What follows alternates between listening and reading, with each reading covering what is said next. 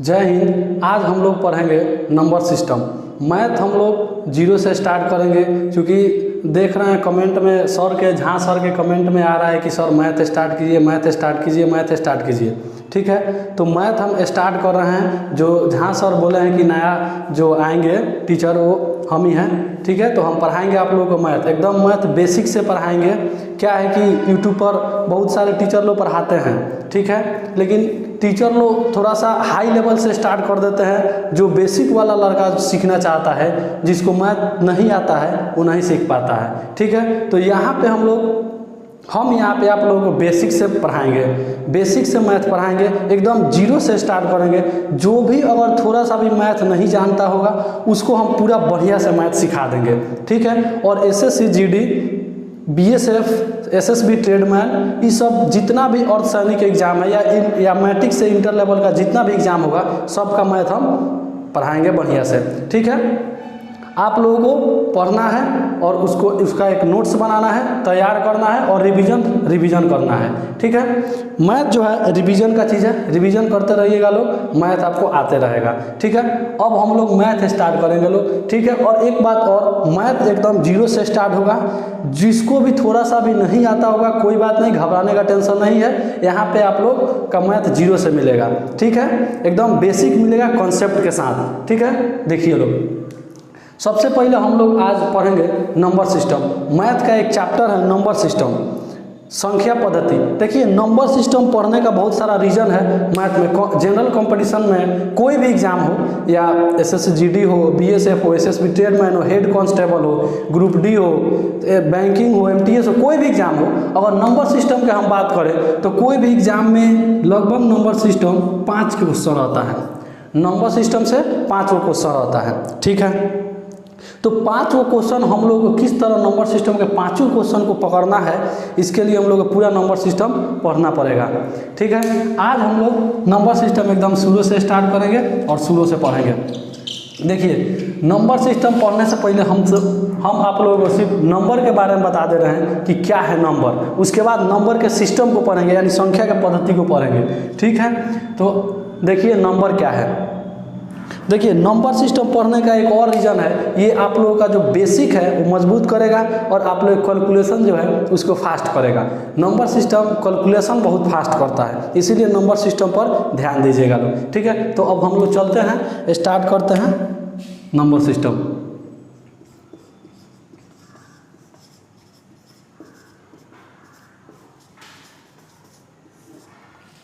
देखिए, number system कहने का मतलब है, अगर नंबर के बारे में हम कहें, संख्या के बारे में कहें, तो हम लोग जितना भी दिखाई दे रहा है नंबर, जितना भी संख्या 1, 2, 3, 4, 216, 26, 28, 7, कुछ भी, ये सब क्या है? संख्या है। ये सभी संख्या है। लेकिन हम लोग नंबर में पढ़ने से पहले डिजिट के बारे में जान लेते हैं कि डिजिट क्या है। तो digit, total number of digit कितना होता है, यानी डिजिट की संख्या होता है 10। डिजिट की संख्या कितना होता है? 10। देखिए, डिजिट स्टार्ट होता है 0 से, 0, 1, 2, 3, 4, 5, 6, 7, 8, 9। टोटल डिजिट कितना है, यानी डिजिट 0 से लेकर 9 तक जाएंगे तो इसका संख्या कितना होगा? 10। ये 1, 2, 3, 4, 5, 6, 7, 8, 9, 10। तो टोटल डिजिट कितना होगा? 10। लेकिन इसी 10 डिजिट से हम अनंत संख्या बना सकते हैं। कितना संख्या बना सकते हैं? अनंत संख्या। और इसी संख्या को एक सिस्टमेटिक ढंग से अगर हम पढ़ेंगे तो उसी को क्या कहते हैं? Number system. तो नंबर में डिजिट की संख्या कितना हो गया? 10 को यहाँ पे हम लिख दे रहे हैं डिजिट कितना हुआ? 10। अब इसी डिजिट से हम लोग को संख्या बनाना है। जैसे अगर 121 क्या है? संख्या है, लेकिन इसमें डिजिट कितना है? 1, 2, 3, 3 डिजिट का नंबर है।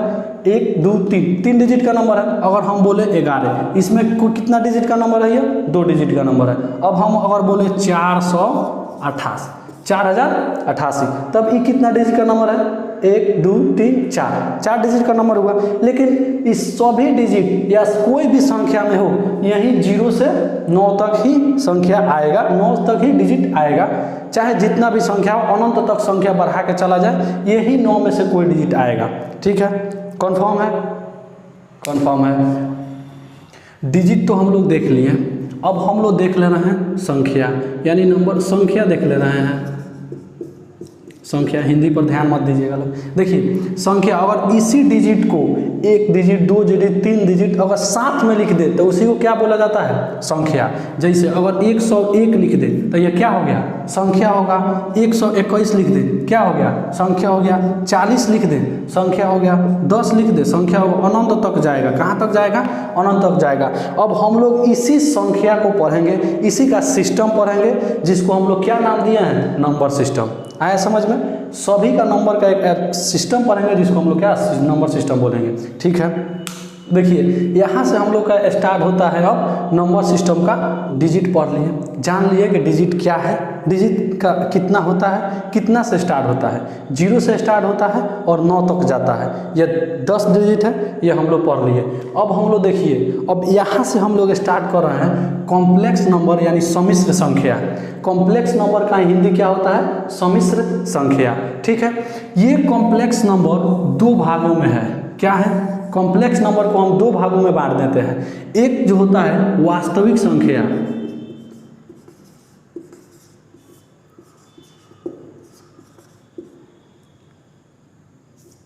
एक होता है वास्तविक संख्या और इसी में एक होता है काल्पनिक संख्या।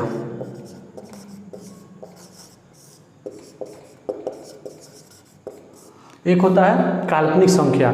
कॉम्प्लेक्स नंबर से ही वास्तविक संख्या और काल्पनिक संख्या निकलता है। अब हम लोग को जनरल कंपटीशन में काल्पनिक संख्या के बारे में बहुत ही कम पूछा जाता है या नहीं पूछा जाता है एग्जाम में। ठीक है, तो काल्पनिक संख्या को हम लोग थोड़ा सा देख ले रहे हैं, थोड़ा सा इसका देख ले रहे हैं कि थोड़ा सा क्या क्या पूछता है। उसके बाद हम लोग का जनरल कंपटीशन में क्या पढ़ना है? पूरा का पूरा वास्तविक संख्या का एक सिलेबस पढ़ना है।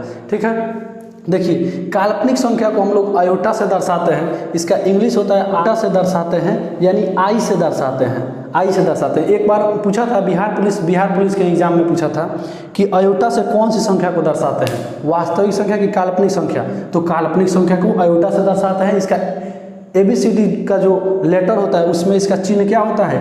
आई। और देखिए कोई भी संख्या अगर आई स्क्वायर के फॉर्म में, आई स्क्वायर इज इक्वल टू -1 के फॉर्म में आएगा तो सभी संख्या क्या होगा? काल्पनिक संख्या होगा। जैसे मैं थोड़ा सा एग्जाम्पल देख लीजिए, क्या चीज़ का? काल्पनिक संख्या का। जैसे अगर हम रूट में लिखें -5, आया समझ में? तो एक तो जान लीजिए कि कोई भी संख्या अगर रूट के अंदर माइनस में होगा तो वो सभी संख्या क्या होगा? काल्पनिक होगा। लेकिन इसका कॉन्सेप्ट क्या है? इसका कॉन्सेप्ट ये है कि अगर आयोटा स्क्वायर के फॉर्म में माइनस आ गया, अगर आयोटा स्क्वायर किए और माइनस आ गया तो वो संख्या तो काल्पनिक होगा। तो हम इसको मान लिए कि ये संख्या क्या है?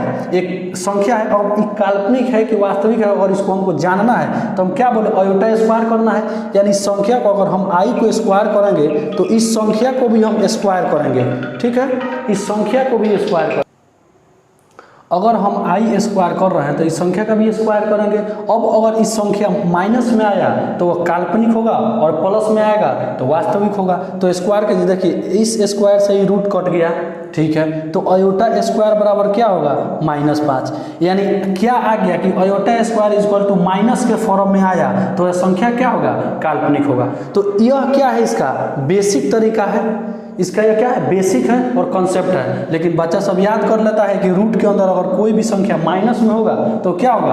काल्पनिक होगा। लेकिन अभी एग्जाम में यहीं तक क्वेश्चन पूछा है, लेकिन हाल ही के रेलवे के जो NTPC का एग्जाम हुआ है उसमें थोड़ा सा क्वेश्चन का लेवल बढ़ाया है। क्वेश्चन का लेवल बढ़ाया है, लेकिन हम लोग क्या, हम लोगों को तो अर्धसैनिक के लिए पढ़ना है। ठीक है, तो उसमें तो यहाँ से क्वेश्चन नहीं आता है। तो इसका बेसिक आप लोग जान लिए। कोई भी संख्या होगा उसको स्क्वायर कीजिएगा और उसका आंसर माइनस में आया तो वह काल्पनिक होगा। ठीक है, बस ये हो गया काल्पनिक। अब हम लोग पढ़ने चल रहे हैं वास्तविक संख्या। क्योंकि हम लोग का जनरल कंपटीशन में जो भी पढ़ना है सब क्या पढ़ना है? वास्तविक संख्या ही पढ़ना है। वास्तविक संख्या के बारे में जान ले रहे हैं लोग। इसका अगर स्क्रीनशॉट लेना चाहते हैं तो ले लीजिए। काल्पनिक संख्या के बारे में तो हम लोग जान गए। अब हम लोग जानना है क्या? वास्तविक संख्या। और हम लोग जनरल कंपटीशन का यही सिलेबस है, वास्तविक संख्या। और वास्तविक संख्या को ही डिटेल्स से पढ़ना है। बस यहाँ पे आप अपना दिमाग कॉन्स्टेंट कीजिए और पढ़ना स्टार्ट कीजिए। देखिए अब जो भी काल्पनिक संख्या है वो तो बता दिया, iota square equal to minus के फॉर्म में आएगा तो वो सभी काल्पनिक संख्या है। बाकी दुनिया में जितना भी आपको संख्या दिखाई दे रहा है वो सभी क्या है, वास्तविक संख्या। और वास्तविक संख्या का एक छोटा सा परिभाषा होता है कि जिस संख्या को हम नंबर लाइन पर दर्शा दें, नंबर लाइन पर दर्शा दें, उस संख्या को क्या कहा जाता है, वास्तविक संख्या। आया कि नहीं, उस संख्या को वास्तविक संख्या कहा जाता है। जैसे देखिए, अगर हम 1 को कहें तो वो भी वास्तविक संख्या है, 0 कहें ये भी वास्तविक संख्या है, अगर हम √5 कहें ये भी वास्तविक संख्या है, √2 कहें ये भी वास्तविक संख्या है, 3/4 कहें ये भी वास्तविक संख्या है। और मतलब जितना भी आप संख्या देख रहे हैं 2.3/4 सभी क्या है, वास्तविक संख्या है। यह सभी वास्तविक संख्या ही है। अब नंबर लाइन का बात करें तो हम आपको थोड़ा सा समझाना चाहते हैं कि नंबर लाइंस पर कैसे दर्शाया जाता है। देखिए, नंबर लाइन कहने का मतलब है, आप लोग इंची टेप देखें, वास्तविक संख्या पॉइंट में भी हो सकता है, 2.5, 4.5, 0.5, 0.111, 0.123, कुछ भी हो सकता है। पॉइंट में भी हो सकता है, बाटा में भी हो सकता है, रूट में भी हो सकता है, और दशमलव में भी, कुछ में भी हो सकता है। सभी क्या है, वास्तविक संख्या। ठीक है, लेकिन वास्तविक संख्या को हम लोग वास्तविक संख्या को भी बांटते हैं, किसमें, परिमेय और अपरिमेय संख्या में। तो वास्तविक संख्या के बारे में तो आप लोग जान गए, इसमें जानना कुछ नहीं, क्या जानना है कि जितना भी संख्या आप लोग देख रहे हैं सभी वास्तविक संख्या है। उसका ऐसा संख्या जिसका स्क्वायर करने के बाद अगर वह नेगेटिव आया तो वह काल्पनिक होगा, बाकी सभी संख्या क्या होगा, वास्तविक होगा। बस अब हम लोग वास्तविक संख्या के बाद इसको 2 भाग में बांटा गया है। देखिए, एक तो होता है परिमेय संख्या, एक होता है परिमेय और एक होता है अपरिमेय।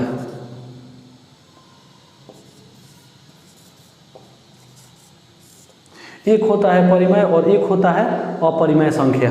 ठीक है, वास्तविक संख्या को ही परिमेय और अपरिमेय संख्या में बांटा गया है अध्ययन करने के लिए, कि ताकि हम लोग का जो अध्ययन हो वो आसान हो।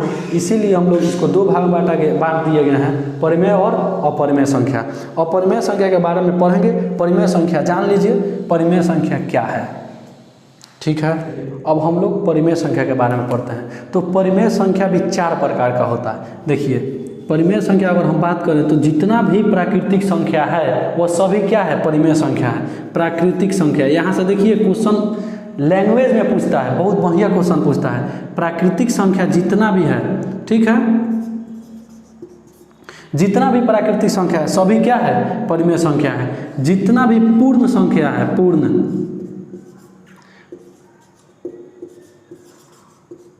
जितना भी पूर्ण संख्या है वह सभी क्या है, परिमेय संख्या है। और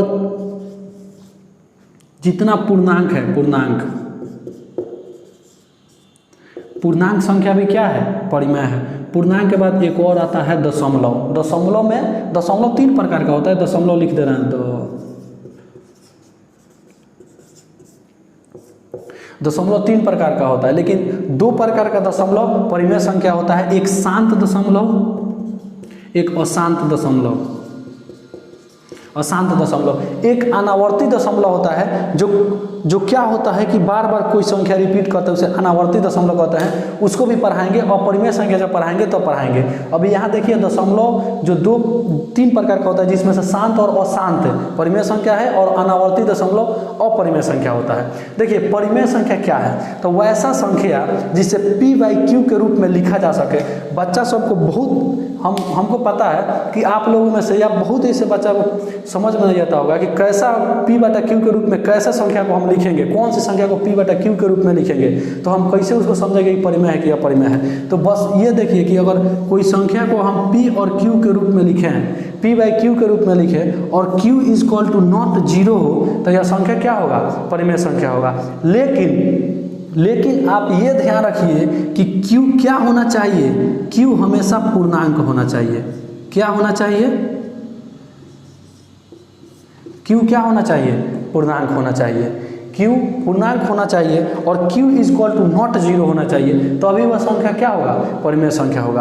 अच्छा, पहले हम परिमेय संख्या के अंदर ये चारों आता है, पहले तो हम बता दे रहे हैं कि प्राकृतिक संख्या क्या है, पूर्ण संख्या क्या है, पूर्णांक क्या है और दशमलव क्या है। जब हम चारों बता देंगे तब आप लोगों को कन्फ्यूजन ही नहीं रहेगा कि आप लोग परिमेय किसे कहेंगे, किसे p बटा q के रूप में लिखेंगे और किसे नहीं लिखेंगे, और कब q is equal to not 0 होगा, ये बता देंगे। पहले इस चारों को पढ़ा दे रहे हैं शुरू से, फर्स्ट सेकंड थर्ड करके, उसके बाद परिमेय संख्या आप खुद समझ जाइएगा, ठीक है। कुछ नहीं है, मैथ बहुत इजी है, इतना समझ में आ रहा है। इसको अगर स्क्रीनशॉट लेना चाहते हैं तो ले लीजिए, ये परिमेय संख्या कहा जाता है।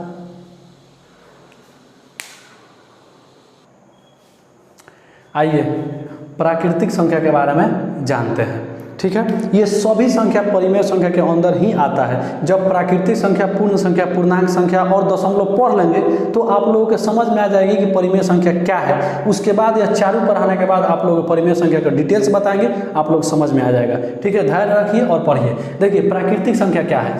प्राकृतिक संख्या स्टार्ट होता है 1 से, 1 2 3 4 5 डॉट डॉट डॉट कहाँ तक, इन्फिनिटी तक। याद रखिएगा प्राकृतिक संख्या हमेशा लाइन, अगर हम इसको लाइन बनाएं, इसको अगर लाइन बनाएं तो लाइन का हमेशा दाहिने तरफ बढ़ के जाता है। 1 2 3 दाहिने तरफ बढ़ रहा है, आया समझ में। लाइन का हमेशा दाहिने तरफ बढ़ के जाता है प्राकृतिक संख्या।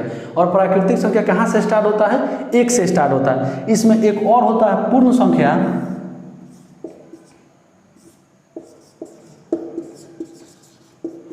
पूर्ण संख्या। और पूर्ण संख्या कहाँ से स्टार्ट होता है, 0 से। 0 1 2 3 डॉट कहाँ तक, इन्फिनिटी तक। तो प्राकृतिक संख्या 1 से स्टार्ट होता है और पूर्ण संख्या 0 से स्टार्ट होता है। देखिए बहुत ऐसे स्टूडेंट को कन्फ्यूजन हो जाता है कि प्राकृतिक संख्या कहाँ से स्टार्ट करें और पूर्ण संख्या कहाँ से स्टार्ट करें। एग्जाम में जब आता है तो कन्फ्यूजन में पूर्ण को 1 से मार दिया जाता है और प्राकृतिक को 0 से मार दिया जाता है, गलती हो जाता है। लेकिन जो हम बता रहे हैं इसके बाद आप लोगों को कभी गलती नहीं होगा। देखिए सबसे पहले इतना तो आप लोगों को पता होगा कि प्राकृतिक और पूर्ण, इसी में से कोई एक जो होगा जो 0 से स्टार्ट होगा, और इसी में से कोई एक है जो 1 से स्टार्ट होगा, ठीक है। मान लीजिए आप लोग एग्जाम में गए, भूल गए, आप लोगों को याद नहीं है, लेकिन दो करना क्या है, बस इतना याद रखना है कि हाथ में कितना उंगली है, 5 गो। इसको याद रखने की कोई ज़रूरत नहीं है, गांव के अनपढ़ व्यक्ति भी बता देगा कि इसमें 5 उंगली है। लेकिन आप लोग हमको बताइए कि इसमें जो 5 उंगली है यह प्राकृतिक रूप से है कि कृत्रिम बनाया गया है। तो आप लोग कहिएगा नहीं, ये तो प्राकृतिक रूप से 5 गो है। तो हम कह रहे हैं कि जब इसको कुदरत ने बनाया, यानी प्राकृतिक रूप से बनाया गया है, तो कितना गिनाई दे रहा है, 1 2 3 4 5। तो ये प्राकृतिक रूप से बनाया गया, तो 5 को कब होगा, जब हम 1 से स्टार्ट करेंगे गिनना, तभी तो ये 5 होगा। तो 1 से स्टार्ट कर रहे हैं, इसका मतलब प्राकृतिक संख्या कहाँ से, 1 2 3 4 5। अगर हम इसको पूर्ण रूप से गिनना स्टार्ट करें तो हाथ में कितना उंगली, 4 उंगली, 0 1 2 3 4। हाथ में कितना, अगर पूर्ण से गिनना स्टार्ट करें तो 4। लेकिन किसी गांव के कोई भी अनपढ़ व्यक्ति से भी पूछिएगा तो बताएगा कि 5 उंगली है। तो आप ये सोचिए कि 5 उंगली कैसे गिन रहा है, 1 से स्टार्ट कर रहा है तभी तो गिन रहा है। और हाथ में 5 उंगली प्रकृति का देन है, प्रकृति का देन 1 से स्टार्ट, 1 2 3 4 5। तो हाथ के 5 उंगली से याद रखिएगा कि प्राकृतिक संख्या 1 से स्टार्ट होता है और पूर्ण संख्या 0 से स्टार्ट होता है। आए समझ में। तो आई होप आप लोग समझ गए होंगे कि प्राकृतिक संख्या क्या है और पूर्ण संख्या क्या है, ठीक है। और ये अनंत तक जाता है और दोनों संख्या लाइन के हमेशा दाहिने तरफ बढ़ के जाता है। एग्जाम में पूछा हुआ है कि अगर लाइन पर दर्शाया जाए, अगर निर्देशांक के लाइन पर दर्शाया जाए तो पूर्ण संख्या और प्राकृतिक संख्या दाहिने जाएगा कि बाएं जाएगा, तो ये हमेशा कहाँ जाएगा, दाहिने तरफ, ठीक है। अब इसी में इंटीजर यानी पूर्णांक संख्या पढ़ ले रहे हैं। पूर्णांक थोड़ा बड़ा है, पढ़ ले रहे हैं लोग। पूर्णांक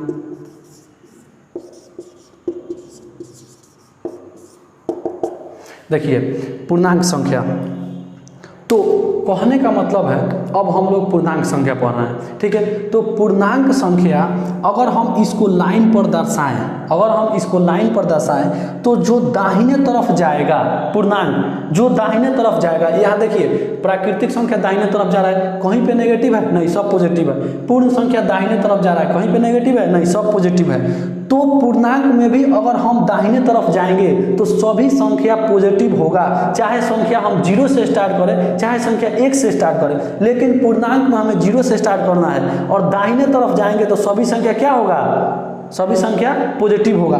तो अगर हम 0 इस बीच में रखेंगे, अगर 0 बीच में रखेंगे और इसके दाहिने तरफ जाएंगे तो सभी संख्या पॉजिटिव होगा। +1 +2 +3 +4 सभी क्या होगा, अनंत तक प्लस अनंत तक जाएगा। दिखाई दे रहा है, प्लस अनंत तक जाएगा। लेकिन अगर हम निर्देशांक लाइन यानी सीधे लाइन के अगर बाएं तरफ बढ़ेंगे तब यह संख्या 0 के बाद क्या जाएगा, नेगेटिव में जाएगा। -1 -2 -3 -4 -इन्फिनिटी। कहाँ तक जाएगा, -इन्फिनिटी तक। तो यहाँ से परिभाषा पूर्णांक का क्या निकल के आया कि जो पूर्णांक क्या है, जो माइनस और पॉजिटिव, माइनस और प्लस दोनों में हो, यानी माइनस और प्लस दोनों में जो संख्या हो वह क्या है, पूर्णांक संख्या है। आया समझ में, पूर्णांक संख्या है। अच्छा, एक चीज और देखिए लोग, अब हम इसको यहाँ पे सिंपल लिख दे रहे हैं, कोई दिक्कत नहीं होना चाहिए, ठीक है। लिख दे रहे हैं, यहाँ से स्टार्ट कर रहे हैं 0 से 1 पॉजिटिव, 2 3 4 डॉट पॉजिटिव इन्फिनिटी तक।